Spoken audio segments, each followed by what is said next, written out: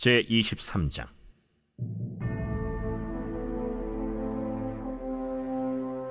이는 다윗의 마지막 말이라. 이새의 아들 다윗이 말하며, 높이 세워진 자, 야곱의 하나님께로부터 기름 부음 받은 자, 이스라엘의 노래 잘하는 자가 말하노라. 여호와의 영이 나를 통하여 말씀하시며 그의 말씀이 내 혀에 있도다.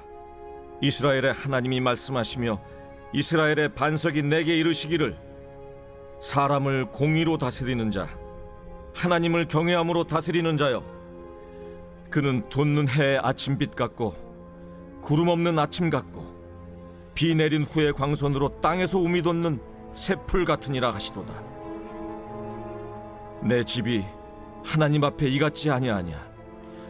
하나님이 나와 더불어 영원한 언약을 세우사 만사에 구비하고 견고하게 하셨으니 나의 모든 구원과 나의 모든 소원을 어찌 이루지 아니하시랴. 그러나 사악한 자는 다 내버려질 가시나무 같으니 이는 손으로 잡을 수 없음이로다. 그것들을 만지는 자는 철과 창자루를 가져야 하리니 그것들이 당장에 불살리리로다. 다윗의 용사들의 이름은 이러하니라. 다그몬 사람 요셉 바세벳이라고도 하고 에센 사람 아디노라고도 하는 자는 군 지휘관의 두목이라. 그가 단번에 800명을 쳐 죽였더라. 그 다음은 아호아 사람 도대의 아들 엘르아살이니 다윗과 함께한 세 용사 중에 한 사람이라. 블레셋 사람들이 싸우려고 거기에 모임에 이스라엘 사람들이 물러간지라. 세 용사가 싸움을 도두고 그가 나가서 손이 피곤하여 그의 손이 칼에 붙기까지 블레셋 사람을 치니라. 그날에 여호와께서 크게 이기게 하셨으므로 백성들은 돌아와 그의 뒤를 따라가며 노력할 뿐이었더라. 그 다음은 하랄 사람 아게의 아들 삼마라. 블레셋 사람들이 사기가 올라 거기 녹두나무가 가득한 한쪽 밭에 모임에 백성들은 블레셋 사람들 앞에서 도망하되 그는 그 밭 가운데 서서 막아 블레셋 사람들을 친지라. 여호와께서 큰 구원을 이루시니라. 또 30두목 중 3사람이 곡식 벨 때에 아둘람 굴에 내려가 다윗에게 나아갔는데 때에 블레셋 사람의 한 무리가 르바임 골짜기에 진쳤더라. 그때 다윗은 산성에 있고 그때 블레셋 사람의 요새는 베들레헴에 있는지라. 다윗이 소원하여 이르되, 베들레헴 성문 곁 우물물을 누가 내게 마시게 할까? 세 용사가 블레셋 사람의 진영을 돌파하고 지나가서 베들레헴 성문 곁 우물물을 길어가지고 다윗에게로 왔으나 다윗이 마시기를 기뻐하지 아니하고 그 물을 여호와께 부어드리며 이르되, 여호와여, 내가 나를 위하여 결단코 이런 일을 하지 아니하리이다. 이는 목숨을 걸고 갔던 사람들의 피가 아니니까 하고 마시기를 즐겨하지 아니하니라. 세 용사가 이런 일을 행하였더라. 또 스루야의 아들 요압의 아우 아비세이니 그는 그 3사람의 우두머리라. 그가 그의 창을 들어 300명을 죽이고 3사람 중에 이름을 얻었으니 그는 3사람 중에 가장 존귀한 자가 아니냐. 그가 그들의 우두머리가 되었으나 그러나 첫 3사람에게는 미치지 못하였더라. 또 갑스엘 용사의 손자 여호야다의 아들 브나야이니 그는 용맹스런 일을 행한 자라. 일찍이 모압 아리엘의 아들 2를 죽였고 또 눈이 올 때 구덩이에 내려가서 사자 1마리를 쳐 죽였으며 또 장대한 애굽 사람을 죽였는데 그의 손에 창이 있어도 그가 막대기를 가지고 내려가 그 애굽 사람의 손에서 창을 빼앗아 그 창으로 그를 죽였더라. 여호야다의 아들 브나야가 이런 일을 행하였으므로 세 용사 중에 이름을 얻고 30명보다 존귀하나 그러나 3사람에게는 미치지 못하였더라. 다윗이 그를 세워 시위대 대장을 삼았더라. 요압의 아우 아사헬은 30명 중에 하나요. 또 베들레헴 도도의 아들 엘하난과 하롯 사람 삼훗과 하롯 사람 엘리가와 발리 사람 헬레스와 드고아 사람 이게스의 아들 이라와 아나돗 사람 아비에셀과 후사 사람 무분네와 아호아 사람 살몬과 느도바 사람 마하레와 느도바 사람 바나의 아들 헬렉과 베냐민 자손에 속한 기브아 사람 리베의 아들 이때와 비라돈 사람 브나야와 가스 시내가에 사는 히때와 아르바 사람 아비알본과 바르훔 사람 아스마웻과 사알본 사람 엘리아바와 야센의 아들 요나단과 하랄 사람 삼마와 아랄 사람 사랄의 아들 아히암과 마가 사람의 손자 아하스베의 아들 엘리벨렛과 길로 사람 아히도벨의 아들 엘리암과 갈멜 사람 헤스레와 아랍 사람 바아레와 소바 사람 나단의 아들 이갈과 갓 사람 바니와 암몬 사람 셀렉과 스루야의 아들 요압의 무기를 잡은 자 부에롯 사람 나하레와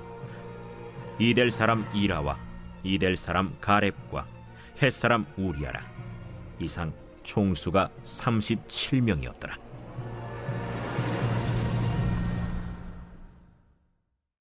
할렐루야. 우리 이른 새벽 우리 주님 전에 오신 믿음의 성도님들을 환영하고 축복합니다.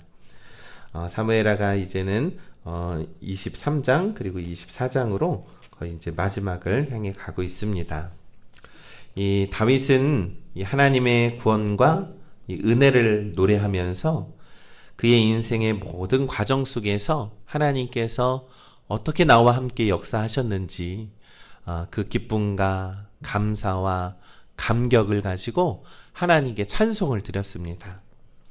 그리고 오늘 23장의 말씀에서는 이 세월이 흘러서요, 이젠 다윗이 인생을 마지막으로 마감하고 정리하는 심정으로 그렇게 기록된 그러한 내용을 담고 있습니다.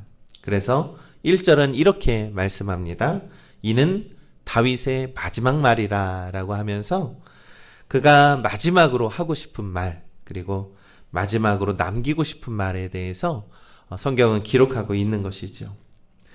지난 세월을 돌아보면서 남기는 가장 중요한 말이지 않겠습니까? 이 다윗은 그 뒤로 몇 년을 더 살다가 다윗성에서 조상들과 함께 잠이 들게 됩니다. 열왕기상 2장에서는 다윗은 그의 아들인 솔로몬에게 이 마지막 유언의 글을 남겼고요.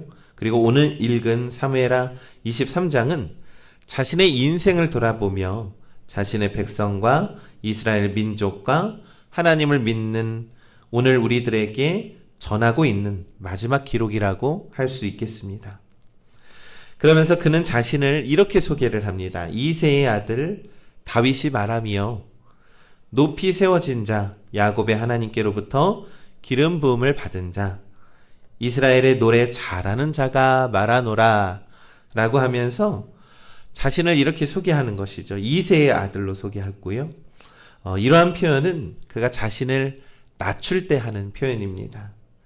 자신은 비록 왕이지만요, 하나님 앞에서는 참 평범하고 그러한 연약한 존재, 그러한 신분이라는 것을 이야기함과 동시에 하나님께로부터 기름 부음을 받은, 이렇게 하나님께서 나에게 그 권위와 그런 능력을 주셨다라고 하면서 하나님께서 나를 세워주셨다라고 그렇게 자신을 밝히고 있는 것입니다. 그리고 그 뒤로 이스라엘의 노래 잘하는 자로 표현을 합니다. 이것은 자신이 유일하게 잘하는 것을 표현하고 있는 것이고, 하나님을 찬양하고 비천한 자신이 하나님의 능력을 받아서 그가 가지고 있는 능력을 통해서 하나님의 말씀을 대언하는 자라고 이렇게 표현하고 있는 것이죠.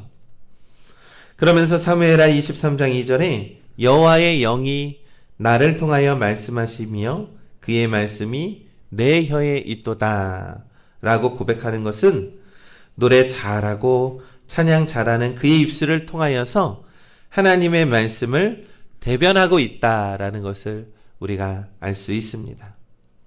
그렇다면 그가 마지막으로 말을 하고 있는 교훈은 무엇이겠습니까?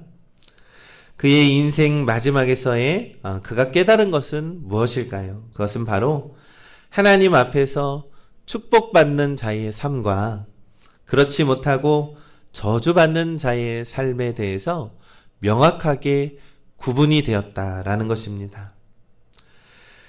이 두 다른 삶을 통하여서 하나님께서 우리를 향한 마음과 하나님께서 우리를 어떻게 인도하여 주시는지에 대해서 다윗은 뼈저리게 깨닫게 되었다라는 것이죠. 3절에서 5절까지는 하나님 앞에서 축복받은 자에 대해서 성경은 기록을 합니다.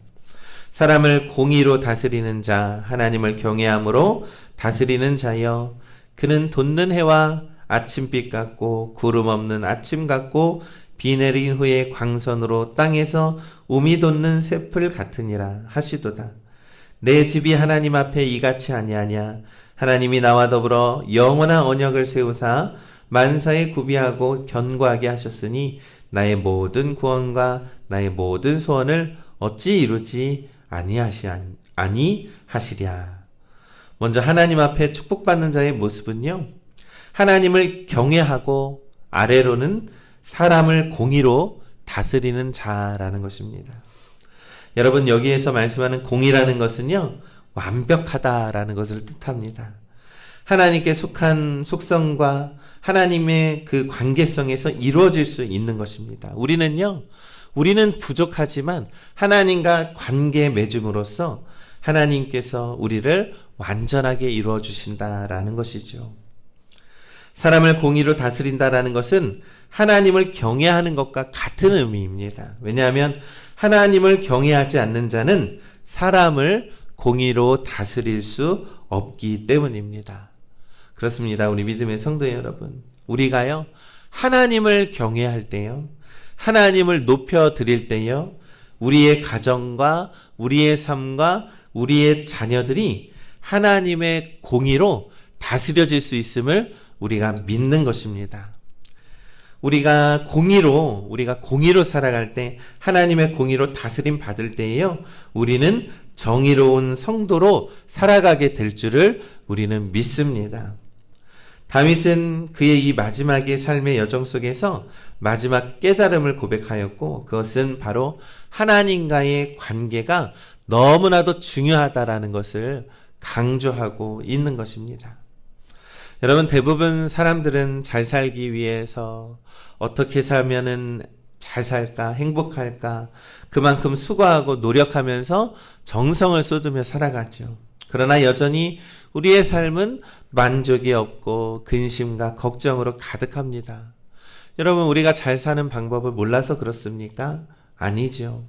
5절의 말씀처럼 내 집이 하나님의 앞에 이와 같지 아니하냐라고 말씀하는 것처럼 하나님과 함께하라라는 뜻을 가지고 있는 것입니다.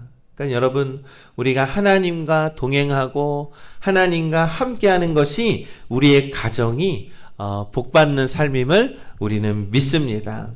그리고 하나님과 동행하는 삶이 우리의 인생의 최고의 목적이 되시기를 간절히 소망합니다. 다윗은 이것을 깨달았고요. 그래서 그의 집이 영원히 주님의 언약 가운데서 함께하는 삶을 살기를 원하였다라는 것입니다. 그래서 나의 모든 구원과 나의 모든 소원을 어찌 이루지 아니하시랴라고 다윗이 고백을 합니다. 여러분, 우리가 하나님과 동행하며 살아갈 때에 그 언약을 쉬지 않고 우리에게 이루어 주시는 하나님의 능력이 있음을 우리를 믿음으로 고백하시기를 간절히 소망합니다. 여러분, 우리가 주님과 동행하는 삶을 살아가십시오. 우리가 이 땅에 살면서 가장 중요하게 여겨야 하는 것은요, 바로 하나님과의 관계라는 것입니다. 그래서 하나님과 동행하는 삶을 살아갈 때에 우리 자녀들에게, 우리의 가정 중에 우리의 많은 믿음의 유산들이 우리의 가정 속에서 이루어지게 될 줄을 우리는 믿습니다. 여러분, 우리는 하나님을 경외하는 자와 하나님과 동행하지 않는 자의 모습이 어떤지 우리 사무엘 상하를 통해서 우리는 기억을 합니다. 사울 왕이 하나님과의 관계가 떠나자 그가 타락하고 몰락하게 되었고요. 압살롬이 하나님과의 관계가 멀어지자 그는 또한 반역자가 되었고 패역한 짓을 저질렀습니다. 또한 다윗 역시 하나님과의 관계가 소홀해지자 그는 죄 가운데 머물게 되었다라는 것이죠. 다윗이 인생의 마지막 끝에 발견한 것은 하나님과 동행하는 삶이 얼마나 중요하냐, 하나님과 동행하며 살아가는 것이 얼마나 위대하냐라는 것을 깨닫게 되었다라는 것입니다. 하나님과 동행하지 않는 자의 모습은 바로 6절과 7절에서 이렇게 기록을 합니다. 그러나 사악한 자는 다 내버려질 가시나무 같으니 이는 손으로 잡을 수 없음이로다.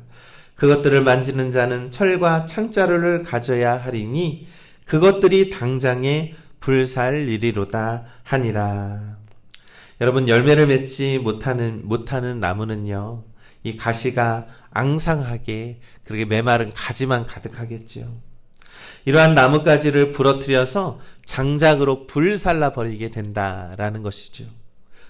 그런데 농부가 이러한 가시나무를 맨손으로 잡게 되면 손을 다치게 될 것입니다. 그래서 그들은 농기구와 같은 낫이나 곡괭이로 그것을 걸러낸다라는 것이죠. 그런데 본문은 이 단순한 농기구가 아니라요, 철과 창자루와 같은 전쟁 무기로서 그러한 가지들을 없애버린다라는 것입니다. 여러분, 이것은 바로 하나님의 심판이 있을 것이다 라고 하는 그러한 표현이라는 것이죠. 완전하게 무장하신 하나님께서 그의 군사가 직접 그 가지들을, 죄 많은 열매 맺지 못하는 그러한 가지들을 없애버리겠다라고 하는 강한 의지의 표현이라는 것입니다.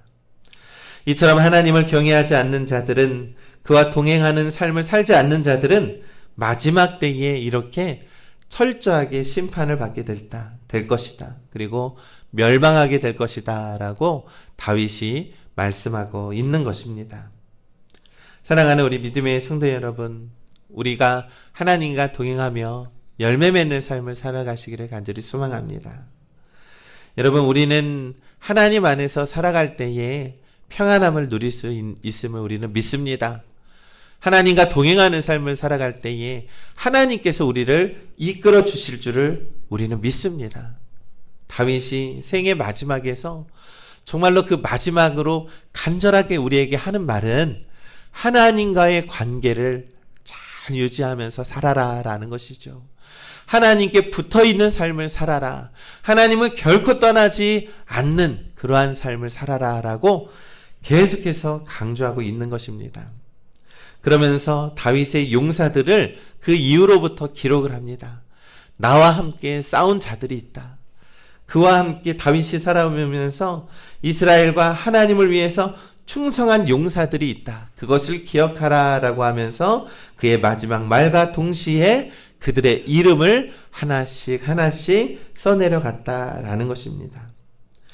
여러분, 이렇듯이요, 우리들은요 모두 하나님의 군사라는 사실입니다. 우리는 하나님의 군사입니다. 주님의 용사들임을 우리는 믿습니다. 그래서 다윗은 그의 마지막에 자신을 위하여 그리고 하나님을 위하여 싸운 37명의 용사들을 한 명 한 명 이름을 거론하며 기억하듯이 기록을 하고 있다라는 것입니다.